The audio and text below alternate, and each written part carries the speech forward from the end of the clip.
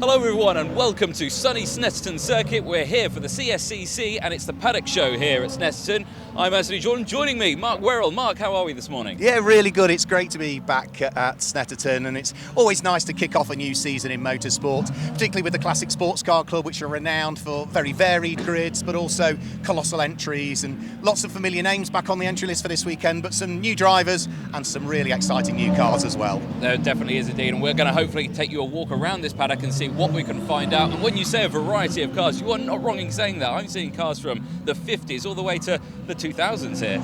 Yeah, no, absolutely. What the club have continued to do is build this brand of different cars and different eras that we look at. So today we're looking at cars from sort of the 1990s through to the current era, and the second day that we have with the Classic Sports Car Club, but for this weekend at least, is going to be cars from the 1950s right the way through to the 1980s and maybe a cut-off point of the 1990s. So huge variety. Yeah, it's absolutely fantastic to see, and the sounds that you're hearing from some of these cars, absolutely amazing. Now, we talk about CSCC, it's been around for quite a few years now, and so was some of the sponsors as well. One of them being right in front of us here, Adams & Page. Talk us a little bit more about Adams & Page. Yeah, Adams & Page have been supporting the Classic Sports Car Club swinging 60s since the very beginning, and the man behind Adams & Page, Richard Wass, was one of the founding members, one of the founding committee members of the Classic Sports Car Club, and is still very heavily involved in supporting the club. So we should, hopefully, be able to grab a quick word with Richard if he's there. No, he's not, but this gentleman is. Oh, no, he's running away. He's put what? Richard's gone the opposite way, has he? He's seen us coming and gone the other way, so we're going to cut him off, I think, is what we'll do. I'll let you chase him down. Here he is, look. You couldn't escape that easily, Richard was. Looking for some tyres. I know you're a busy man, we won't keep you too long, but you know your involvement with the Classic Sports Car Club goes back to its infancy. 19 years, yeah, 20 years next year, that's right, yeah. You when Richard Culverhouse first set up the club, you were sort of one of the founding members with him as well. You've been on the committee, and of course Adams & Page have been a long time supporter of, in particular, the swinging 60s. That's right, yeah, Yokohama have been on board since the beginning, really, and they still are, because they're running the Yoko 60 profile tyres. So as a supporter of the series, just talk us through, you know, what does a race weekend look like for you as one of the tyre suppliers to the series? Well, these days we go to every single round. Most of the drivers know us now, and they phone up in advance. They say, can you bring these along? And that's what we do. We bring a couple of vans along, and we guesstimate what people might want on the weekend, but bring quite a few pre-sales for people as well. So yeah. A busy weekend. How many sets of tyres? Probably did about 100 tyres yesterday, and probably do about another 100 over the next 2 days. So now we're having to come on a Friday as well, because there are more and more teams running with the Classic Sports Car Club, and they do a lot of testing. So we have to be here first thing Friday morning to help set them up, which suits us because they like to have everything done by Friday night, and then the regular clubbies get theirs done on Saturday and Sunday. You're a busy man, we'll let you crack on, but thank you for chatting to us, and thanks for continuing to support the club. All right, Mike, great. Thanks very much. Okay. Excellent. Great insight there, really, of just showing how busy some of the sponsors can be on some of these weekends. But like you say, a huge variety of cars, and you know, look at the tyre compounds that they've got here. So many different sort of layers here, treads and everything. All have their purpose, really, don't they? Yeah, I mean, all of the Classic Sports Car Club series all have to run a treaded tyre. There's only one series, it's not here this weekend, the Slick series, that can run on a slick tyre, but everything else has to run a tread pattern. And I'm just wondering whether we might be able to catch up with one or two drivers around here. I was hoping Mark Smith's car is here. It might be worth grabbing a word with Mark Smith if he's around, because we've had a qualifying session earlier, and Mark is going to be starting right the way towards the sharp end of the grid in New Millennium, but whilst his car is there, I can't see Mark at the moment. Where's Mark? Right, he's otherwise engaged at the moment. He's otherwise engaged. It's really handy having a team here, isn't it? Oh, just go for it. Probably in the camper van somewhere, just sitting down on his phone, something, not doing anything important. But yeah, Richard was talking about the teams, and Amspeed are one of those teams that are hugely busy. You can see they've got 6 cars here this weekend. They are BMW specialists. Mark is in the camper van, so I'm going to see whether we can grab a quick word with him. He doesn't know we're coming, so. But he's having a cup of tea. We can. Mark Smith, No, thank you very much. Thanks for taking a few minutes out just to chat to us. A driver that we see regularly racing in a classic sports car club. You've already been out and qualified this morning, haven't you? And right, yeah. it went well. It did, yeah. I was surprised actually because I managed to punch in a 2:01, which I've never done here before. So I think the car flatters me. I think it's the bottom line. But it was so busy out there, and I didn't think I think that was going to manage that. So in P2 allegedly, but I'm just checking. Yeah, P2, but Daniel Petters, who you perhaps don't know, he's moved across from pickup truck racing, had that beautiful 911 out in your qualifying session. He was 2.5 seconds quicker, Mark. That's right, yeah, I know. Well, I used to have one of those when it's the Racing GT Cup, but yeah, so I was expecting, yeah, that's about the time maybe he should be hitting, but I could see he was quite useful because I was following him for a while. I thought, I'm not going to live with you, mate. But you keep coming back season after season after season to the Classic Sports Car Club.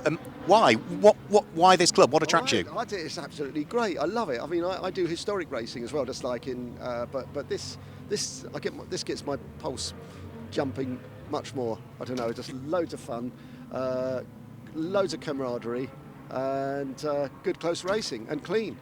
Well, congratulations on the front row start. See if you can bring it home on the top step of the podium. No, that's the worry now, isn't it? It's easy one lap, isn't it? Try putting it together for 40 minutes.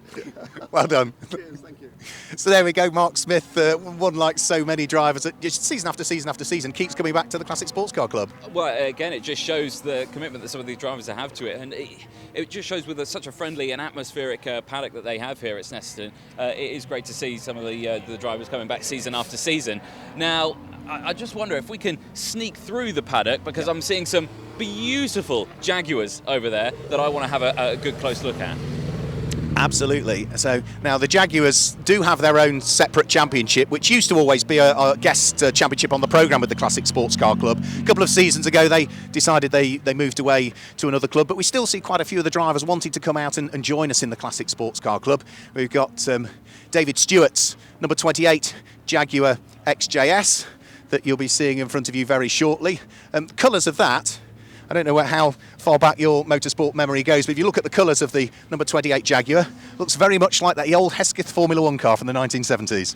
Yeah, no, obviously, yeah, my knowledge does go back some way, but yeah, probably not that far back. But yeah, the colour scheme on this one is absolutely amazing, and they just look absolutely fantastic when you see them here, and seeing them racing as well, a great insight. But Mark, great to have you with us. We've got Chris here, our man with the roaming cam, is going to be joining us throughout this weekend here. You're going to be diving into the pit lane, aren't you, Chris, all the way through today? Absolutely. I get to enjoy these cars up close and personal, which I'm very, very much looking forward to.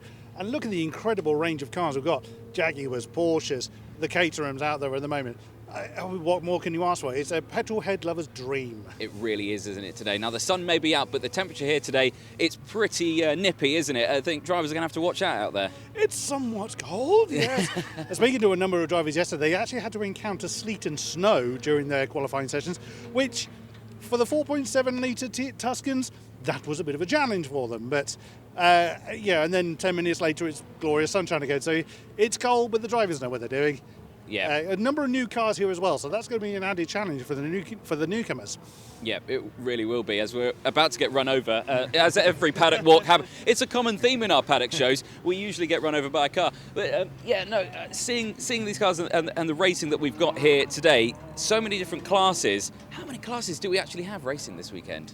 In terms of the different series that we've got over the course of this weekend, I think there are 9 of the current Classic Sports Car Club series represented. I'd have to double check the programme for that one, because there are a couple that aren't here. The likes of the Special Saloons and Mod Sports aren't here this weekend. We don't have the Open Series here. We don't have the newest of those series, which is the Slick Series, here this weekend. They will appear later on. But yeah, we've got that. But we also have 2 guest championships here this weekend. You could argue the headlining championship is the brand new for 2022 GB4 Championship in partnership with BRDC. They've got a guest slot here for the rest of their season. They'll be supporting the likes of the Intelligent Money British GT Championship and GB3, which is the next run up on the MSV single-seater step of the ladder. And we also have this weekend the Morgan Motor Company Challenge, who regularly pick up a slot with the Classic Sports Car Club at some point over the season. So it's not just exclusively CSC series. We have a couple of guest championships with us this weekend. Yeah, excellent. Chris, lovely. One of the Caterhams going past us there, just come in off circuit. Obviously, qualifying's out right now. What are we expecting from these drivers in qualifying, do you know? This will be where there's no more sandbagging going on, there's no more parades, but we don't tend to find a lot of that in the Classic Sports Car Club. The drivers are here to have a lot of fun and show a lot of camaraderie as well. But this will be the time when, especially for those that are bringing a new car or newcomers to the club, this will be when they can really show what they're truly capable of, and hopefully not break the thing before the start line, before they need to be on the start line. That is the most important thing. You say in club racing paddocks, you don't have the big teams with you. You don't have all of that, but what you've got the friendly family atmosphere in the paddock. If you need to borrow something from someone, I'm sure there'll be always someone to, oh, you need a suspension kit? Oh, I've got one spare lying around. I'm sure you can have that. Absolutely. You have a lot of that kind of camaraderie, as you say. I remember the very first time I rolled up in a paddock, which was Donington Park. The very first thing I saw was a gentleman pushing his own Ginetta out of his own tent with one toolbox right next to a £500,000 transporter. So you do get both ends of the spectrum. You have those that are finding a way to spend away the retirement hours, and you have those that have successful businesses that fuel the racing. And again, the CSCC is very welcoming to all walks of life. As long as you obey by the rules, then the enjoyment is there for everybody to have. I'm sure it is, and like you say, I definitely witnessed someone doing data in the back of a trailer on a camp chair. I thought absolutely fantastic. It was amazing. But Chris, of course, or Mark, sorry, I should say, a busy day that we've got up ahead of us, and lots of racing that we're going to have. Do we reckon the weather, is it going to hold out for us today? I've given up looking at the weather app that I use, because every time I look, it's changed from what I was expecting. So I've just given up. I think it's due to be chilly all weekend. Yep. It's not as breezy as it was yesterday. The ambient temperature is a little bit higher, which means that the track temperature is going to be a little bit higher, which will help the drivers, because if the weather today had have been the same as yesterday, I think the big problem the cars would have later on is trying to get some temperature into the tyres on their formation lap. It's a really, really busy weekend of racing, so when the cars leave the assembly area, they will immediately be going up on their formation lap. We'll head up this way. Yeah, I think, yeah. Nice which means that on that formation lap, because it's a rolling start as well, you've really got to work the tyres hard to try and build that temperature. There's the car of Daniel Petters. That's when we were talking to Mark Smith earlier on. That's the Porsche, the 911 GT3 Cup car that qualified on pole position. Say, Dan, I think it's Dan's first ever race meeting with the Classic Sports Car Club, so we're going to bring him in, because I recognise the name Daniel Petters from pickup truck racing. I don't recognise it from Classic Sports Car Clubs and Porsches, Dan. No, we fancied a bit of a change this year and sold up all the pickup stuff and got hold of this 911 and thought we'd come and have a play with the Classic Sports Car Club. Well, playing when you've qualified on pole 2.5 seconds quicker than anybody, that's playing seriously. Yeah, I can't say I was expecting that, to be honest. A bit of a surprise, but we'll see if we can keep it together for 40 minutes in the race now. That will be, of course, the longest race probably you've ever competed in, is it? Because pickup truck races, usually about 20, 25 minutes. Normal goings on, yeah, it's the longest race I've ever competed in, but we've done C1 24 hours. I've done 2-hour stints in that before. So yeah, hopefully we can keep it together. But a C1, flat out in a C1, if I remember, because I raced them at Silverstone in the 24-hour and Rockingham as well, probably about 93 mile an hour if you're in a tow at very best. What kind of speeds were you doing in this in qualifying? Yeah, it's a little bit different. I think we were just clocking about 150 at the end of the straight there, 145, 150-ish. So yeah, it's a little bit different. And just talk us, through this particular car. It's a 997, so not Porsche 911, but the 997 GT3 Cup variant. Yeah, that's the one. Yeah, it's a 997 Cup car. I don't think it's raced for a few years. It's done the Nürburgring 24-hour in 2011 with Chris Harris driving it. Oh, right, okay. Top Gear Chris Harris. Yeah, Top Gear Chris Harris. Yeah. That's about all I know about it, really. I think as far as I know, it's still Carrera Cup spec. Nothing's really changed on it since then. Yeah, it's about a 3.8 litre flat six, about 420 horsepower. It certainly sounded good in qualifying. One final question before we leave you be as well. Qualifying, you set the time, and then there were about 3 or 4 laps where you were circulating 20, 30 seconds adrift of your pole time. It's not a turbocharged car. Were you just trying to bring down engine temperatures because they'd climbed a bit with the push? No, just trying not to burn up the tyres for the race so that we can get the full 40 minutes out of one set, hopefully. Yeah, just trying to save them, really, and the brakes. Well, it's great to see you out, Dan. Nice one, thank you very much. Loving the reaction as we were walking up. I just heard that, oh no, as you saw the cameraman and 2 microphones. I know, sorry about that. It's far easier just to doorstop them because they can't run away. Absolutely fantastic. Now, you were saying there, burning the tyres, didn't want to do that. How many tyres do you reckon these guys go through in a weekend? They will try and get through just one set in a weekend because, again, whilst we do obviously have a range of people have various amounts of disposable income, motorsport is still an expensive hobby, and we're going to get run over again if we're not careful. Yeah, we are, aren't we? Again, classic theme. Sorry. By the duty circuit manager, who we really don't want to get run over by. There'd be lots of forms for him to fill out. Yes.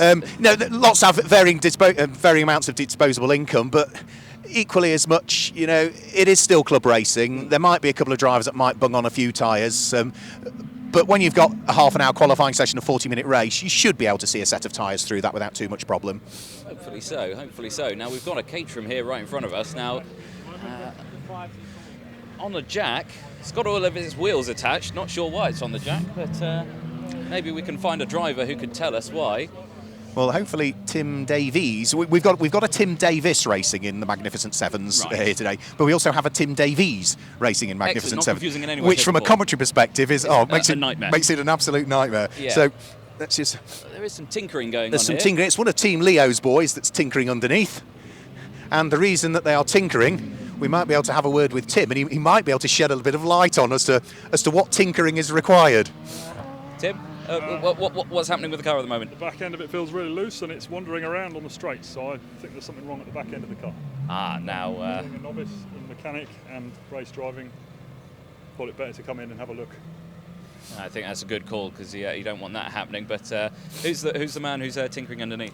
He's a passerby that I grabbed who's very charitably got his head where mine should be. Well, yes. we were talking earlier on. You say you're a novice, Tim, but we were talking about how the Classic Sports Car Club, it is a friendly club, and that people do help each other out. And case in point, as we've just stumbled across you. Absolutely, yes, absolutely.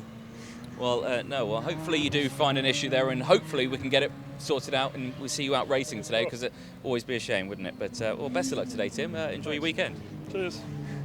Well, excellent. Hopefully not a major issue with the car. No, not a major issue for that car, so they're working on the Caterham. But you see, just to the side of it is one of the cars that will be out racing tomorrow. So we're talking about the eras that these cars go through. So, we've seen the likes of Dan Petters with that fairly new Porsche, and over there is one of the cars that will be racing in either Classic K or Swinging 60s tomorrow. Now, Classic K is for Appendix K cars, so FIA Appendix K cars. So that's, in other words, as they were raced, to period specifications. So they have to be in 1950s, 1960s period spec, and that includes cross-ply tyres as well. You can't run a radial tyre on it, you have to run a cross-ply, which means the car moves around a lot more. Or if it runs in swinging 60s, they can run a radial tyre, and it doesn't have to be absolute period specification. So that's why we see different series to cater for different technical built on the cars. Yeah, so really running that classic shell, but obviously with modern safety technology inside. Absolutely, yeah. They'll all have to have the prerequisite requirements from Motorsport UK of having the full roll cage in there, the harnesses, the seats, of which all of those are dated now as well. There's a date on them as to when they expire. So even though you might have only done 2 or 3 races in your car because it might have been in the garage over COVID for the last few years, if your seat belts are out of that expiry date, your seat is out of that expiry date, you have to change them, such are the regulations. It will have a plumbed-in fire extinguisher as well, but other than that, all the rest of it will have to be period specification in terms of the way that the carburation works on the car. You're not allowed to modify any of the engine components from other than what was available in period as well. So very much a period spec Classic K. No, excellent. Well, I'm a kid in a candy shop at the moment. There is so much to see and do. We've only got about 3 minutes left, so if we can... If we wander that way, we can catch up with some tin tops then, because I can see a couple of cars poking their head out here, and including another driver that might be worth catching up with, because again, he is the chairman of the Classic Sports Car Club, John Hammersley, and his car should, I think, be in between this Peugeot and the Fiesta that we've got coming up. Somewhere here, and again, I'm very much used to a karting paddock where, well, the whole paddock is within 50 metres of each other. But here, it's quite a lot of legwork here. Well, the paddock carries on all the way down there as well. We need longer than 20 minutes for these shows. It's nearly as big and as long as the new extended Wilton Mill paddock, which you will be far more used to. Well, yeah, I'm very familiar with that paddock. I thought you would be. Right, so John Hammersley, I think if we turn a right here, we should find ourselves a Hammersley. Well, I can see Adam Brown. Yeah. And I can see Mr. Hammersley. He's filling his face with a sandwich. There we go. Is this data? This is data analysis that's going on here. On camping chairs. Didn't even know Nigel knew how to work a computer, so I've learnt something already today. Yeah. So we're John, what's that?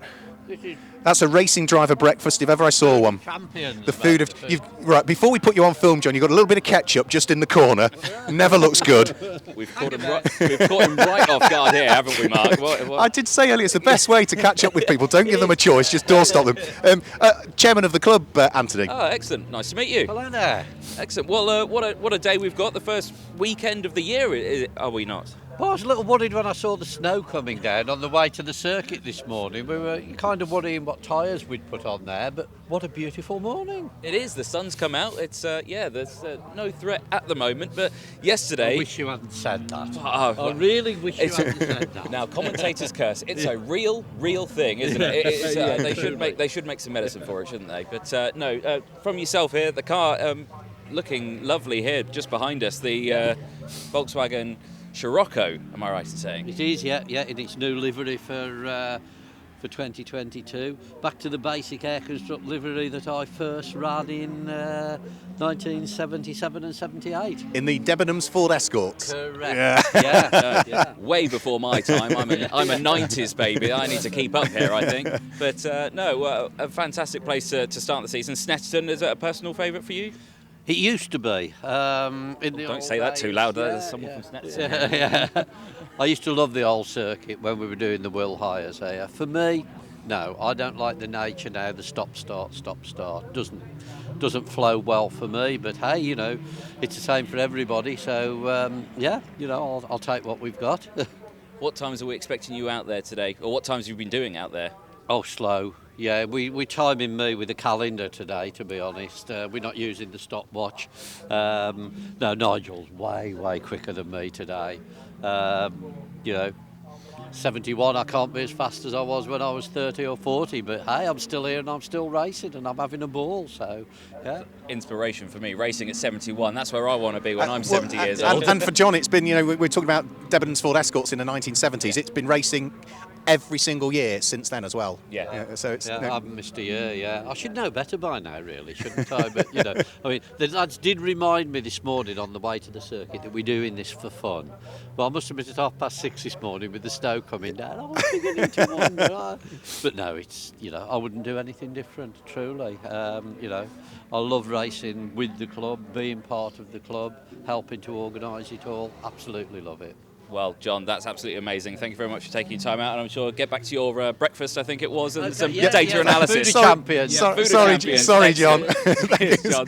Well, amazing. Yeah, racing at 70 years of age and been racing ever since a young age. And the one thing I will guarantee is that John will not be the oldest competitor out this weekend. No, I don't know who will be, but I guarantee he probably won't be the oldest competitor we've got out. Let us know in the comments section who you think will be the oldest driver. I'd love to know what you think. I think we're pretty much out of time. We are, Mark. So we might have to go back to the commentary box. Thank you so much for joining me. Thank you everyone who was watching so far. Stay tuned. Make sure you like, follow, do whatever you want to do on the YouTube channel. But we'll see you a little bit later on today.